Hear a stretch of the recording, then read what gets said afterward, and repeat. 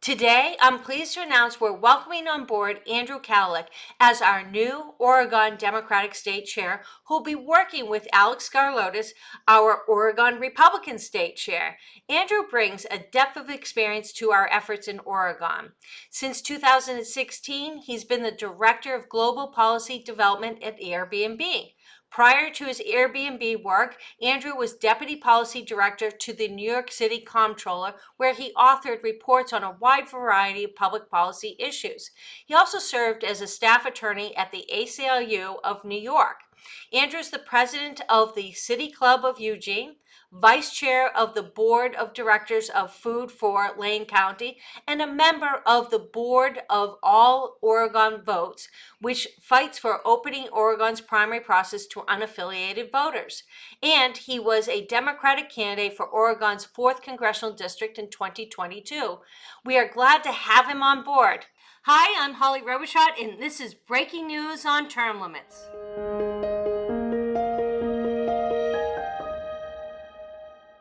Congressional term limits are a compelling issue with voters. When voters are informed of its benefit and dire necessity, they're more likely to vote for a candidate who supports congressional term limits than one who doesn't. This trend has become increasingly more evident as a record number of our candidates who have signed the U.S. Term Limits Pledge are winning their primaries this year. Additionally, many of our state chairs have opted to run for office this year to help advance term limits. The latest to win their primary is Utah State Chair Tina Cannon, who won the Republican nomination for Utah State Auditor. Congratulations, Tina. U.S. Term Limits doesn't endorse candidates. Candidates who signed the pledge endorse term limits, but that didn't stop Arizona State Senator Justine Wadsack from claiming we did. What makes her claim even more interesting is that in 2022, she signed the U.S. Term Limits Pledge, only to vote against it when term limits resolution came up for a vote. That's right, she voted against it. But she's seeking the support of voters using the issue that she turned her back on. After being locked in a primary, she falsely claimed that we endorsed her on iVoterGuide, which has since been taken down. It's important to reiterate that U.S. term limits doesn't endorse candidates. Candidates endorse our term limits. While Senator Wadsack may not support term limits, other state legislative candidates across the nation do. An additional 82 2024 candidates have signed our pledge in the past 3 weeks. The idea for term limits, not just for Congress, but at all levels of government, keeps growing. In Pasadena, California, the City Council voted 6-2 on Monday to place an initiative on the November ballot that would set term limits on the City Council and the mayor's office. If voters approve the initiative, the mayor and City Council members would be limited to 3 consecutive terms with the possibility of serving 2 additional terms after a 4-year hiatus.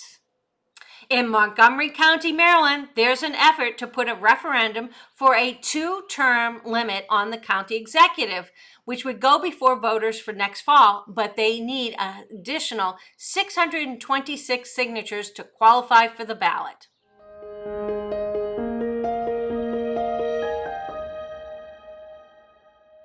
So today, I am welcomed by the Republican nominee for Lieutenant Governor in Indiana and our state chair in Indiana, Micah Beckwith. Good morning. Glad to have you with us. Hey, Holly. Good morning. Thanks for having me. All right. So how big an issue is term limits in Indiana? Well, it's you hear about it from the people when you're out campaigning. I mean, it's a big issue to the people. To the politicians in Indiana, they tend to not be as excited about term limits. Maybe that's a good word to say, as the people are, which is no surprise. We've tried to get our term limits resolution in Indiana passed for the last 3 to 4 years, and it just keeps getting kicked down the road. There's a few legislators, some Republican legislators that keep standing in the way of it. And, one of the guys that's been standing in the way of it is a big critic of term limits, and he's been in office since I was 11 years old. So, wow. So he might. That so there might be a reason why way he's back, right? Yeah, that's right. So, but I think overall there's a lot of support for it. Well, You had a huge surprise victory for winning the nomination for lieutenant governor. Do you think term limits and your role in helping to spearhead it in Indiana helped you in your race? Oh yeah, without a doubt. I think it was a big boost to my campaign because one, people kind of knew me a little bit through chairing the Indiana term limits team, and so they'd heard me speak on that before, and I think term limits is a really popular issue on both sides of the aisle. It's over 80 some percent of just voters, Republican or Democrat, like term limits, and so it was a way to connect with voters. And so I think it played a big role. I also think it kind of shows people, if you're willing to support term limits as much as we did, you're not really looking to be a career politician. I think that's what drives most the average voter, an American citizen, up the wall, is that you have these career politicians that have turned serving in government into something that it was never designed to be. And our founders always thought it was a citizen legislature where you give a few years of your service, and then you go back and re-engage in the community, and then pass the torch to somebody else so that they could go represent the community in Washington or at the state house. So that's what it was designed to be, and it's gotten away from that. And so I think term limits played a big part of our success, in my opinion. All right, great. Well, now you're on the ticket with Senator Mike Braun. He's running for governor. You're going to be the next lieutenant governor. Will you make term limits part of your message going forward between now and November? Yeah, oh, for sure. It's always been part of my message, and it will continue to be part of my message. And we're really pushing to get a resolution through the House again. Just as the term limits chair, even though I will step into the lieutenant governor's office, Lord willing, in January. I'll still be very engaged in term limits and making sure that we can get that through. We even had Ron DeSantis come to Indiana last year in support of our term limits resolution. That's how important term limits is to some people here in the state, where we brought in Ron DeSantis to speak to the legislature, and still the legislature didn't move on it. So, but it's close. I think the Speaker of the House and the pro tem of the Senate, they are two guys that do, I think, genuinely want to see a term limits resolution. It's just kind of making sure their members are kind of all on board. And last year, Dave Hall from the Bloomington area, he's a Republican from the Bloomington area, which is a very blue area. He carried the term limits resolution. He's a state representative, and it was strategic for him because it's a popular issue, and so his district really liked term limits, and that was a big deal that he carried it. So I think we're going to try to get him to carry it again. I think he is carrying it again, and hopefully we'll see it's successful this time around. Great. Well, as you know, next January, hopefully you're going to be the next lieutenant governor. As lieutenant governor, what can you get done? Can you help push this forward? Well, yeah, I think first and foremost, you just use your influence and use your voice. So, when I'm out traveling the state, even now, I talk to people about term limits. And really, if you want to get anything done in the state house or in Washington, it's not really about going to the people who are there in the state house or on Capitol Hill. It's about going to the people, right? Like, build a coalition of support outside of the bubble, and then that tidal wave will hit them so hard they won't be able to stop it. I think get the people engaged, get the people behind you, and then the politicians won't have a choice. They will have to listen to you, because you will be the voice of the people. And if they reject what you want to do, they're not really rejecting you, they're rejecting the people, and that's going to end poorly for them at the polls the next time around. So I think that's really the strategy. And so, what I'll do is just continue to do that as lieutenant governor, just drum up support for term limits around the state. And the crazy thing, this is what I don't get in Indiana when politicians fight against this. It has nothing to do with state or local term limits. It has everything to do with federal term limits. So it's not even the guys who are signing the resolution down at the state house. It doesn't even affect them.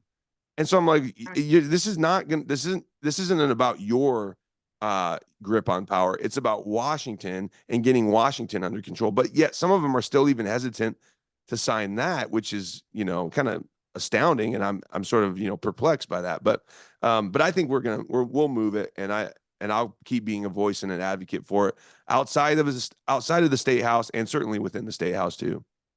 Well, I mean, your race for lieutenant governor was the people's movement. So if anybody can get it done, it sure is you. Okay. I mean, That's right. Yeah. yeah. So, I mean, you know how to corral the people. So, how do people get involved with you? How do they find out more information about Micah Beckwith? Well, you can go to micahbeckwith.com, and you can search for Micah Beckwith on social media.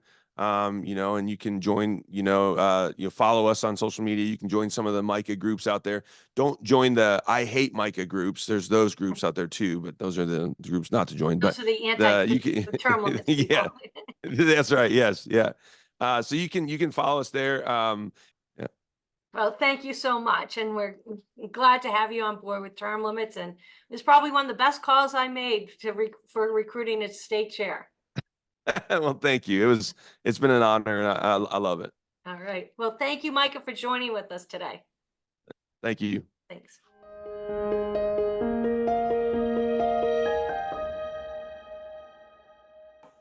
We decided to put together a quick quiz on the perks of serving in Congress. Which of the following is not, I mean, not a perk enjoyed by the professional U.S. representatives and senators that represent us in Washington? A, congressional recording studio. B, congressional vacation retreat. C, private dining rooms for representatives and senators. D, private gyms, pools, saunas, and exercise equipment. Or E, a congressional subway system that whisks politicians between congressional office buildings. You can check out the answer at termlimits.com/quiz. Over the past 3 weeks, an additional 5 congressional candidates signed the U.S. Term Limits Pledge. We currently have over 130 members of Congress who signed the U.S. Term Limits Pledge. After November, we know we'll have even more term limit supporters serving in Congress than ever before. Now it's time for an update on United States Senator Bob Goldbar Menendez. According to NPR, Goldbar Bob's sister testified on his behalf, claiming that the copious quantity of cash found at his house by the FBI was perfectly normal and not related to a bribe. She stated that the members of her family routinely stored large amounts of cash at their homes after their parents fled Cuba in 1951 with only the money they had hidden in a secret compartment of a grandfather clock. It's a normal and it's a Cuban thing, she said. Goldbar Bob declined to testify in his own trial, claiming that prosecutors had failed to prove every aspect of the case. His wife will undergo a separate trial, but that has been postponed until a later date. Now it's time for the corrupt politician of the week, and this week it's United States Representative Michael McCaul of Texas. Representative McCaul was first elected to Congress in 2005. He's one of the wealthiest members of Congress with a net worth of approximately $200 million, according to Yahoo Finance. The New York Times reported that his family bought and sold shares of IBM and sold Accenture, both major Department of Homeland Security contractors, while he sat on the Homeland Security Committee.